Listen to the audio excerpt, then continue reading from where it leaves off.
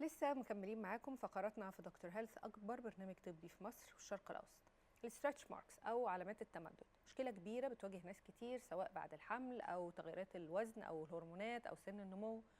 السؤال المهم، ليه بتظهر اصلا؟ وهل فعلا ليها علاج فعال؟ والاهم من كل ده، هل ممكن نرجع الجلد لطبيعته تاني؟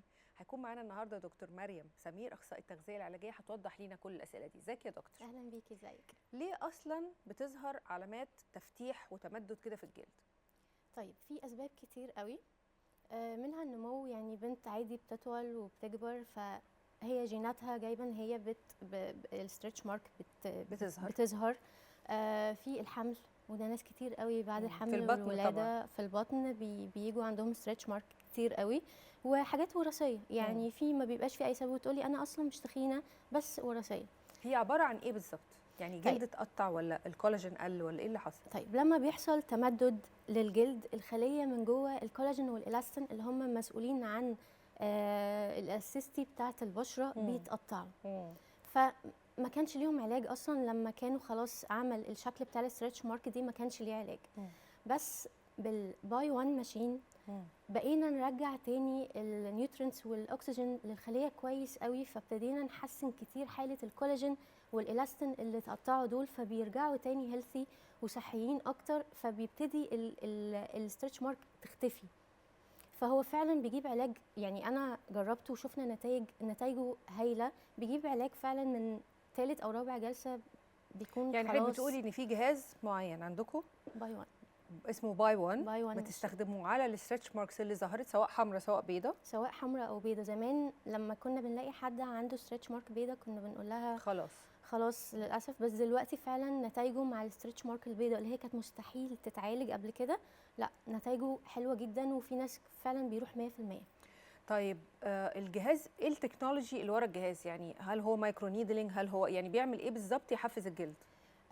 هو بالطب التجديدي، يعني بيجدد الخليه من الاول، وده نوع طب العالم جديد. كله بيتجه ليه دلوقتي، انه احنا مش بنحسن او مش بنعمل مايكرو نيدلينج ونعور الخليه فتبتدي تعمل هيلينج او تدافع عن نفسها، فبروسيس الانفلاميشن دي هي اللي تشتغل. لا، احنا بنحسن حاله الخليه اصلا بالاكسجين، فما بيبقاش في داون تايم، ودي مهمه جدا. طبعا. انه في الصيف تخرج عادي، تنزل تلبس براحتها، ما بيبقاش فيه بقى انه معلم مكان السيشن او كده.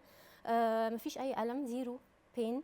فهو بجد انا يعني لما كنا بنشوف النتائج في الصور قبل ما نشتغل بيها ما كنتش مصدقه، يعني انا قلت لهم انا لازم اجربه. فعلا نتائجه يعني عن تجربه حلوه جدا جدا. طيب انا عندي سؤال مهم، هو دلوقتي في ستات كتير بيبقى عندهم ستريتش ماركس في منطقه الثدي.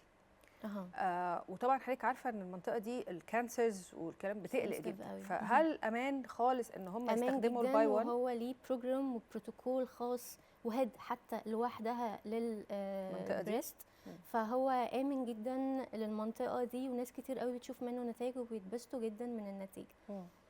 طيب حضرتك بتقولي ان هو بيحسن جوده الجلد عموما، صح؟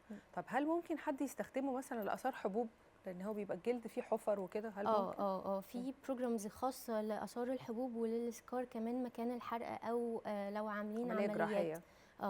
بيشتغل بنفس الفكره ان هو بيحسن جوده الجلد. بيحسن جوده الجلد عن طريق ان هو بيحفز الاكسجين كويس قوي قوي قوي ليها، فبالتالي الخليه نفسها بتتجدد. تمام.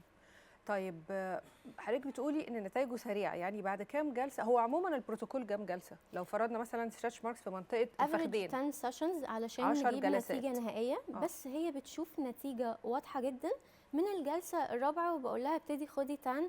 لما بتاخد تان، كان زمان الستريتش مارك بتبان قوي لانه الجلد بيبتدي ياخد تان وبعدين هي بتبيض قوي. دلوقتي هي نفسها بتاخد تان وبتتغير لونها، ده معناه انه هي بقت صحيه جدا.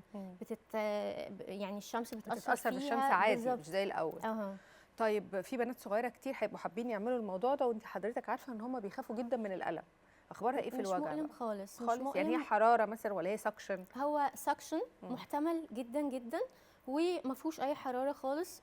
والاهم من كده انه زيرو داون تايم، يعني مفيش بروزنج، مش مفيش ورم، مفيش ورم. اي علامات، مفيش اي كدمات ولا اي حاجه. ودي اهم حاجه في الصيف اللي احنا داخلين عليه، عشان بيقولوا لي انا هلبس نص كم، انا هلبس المايو.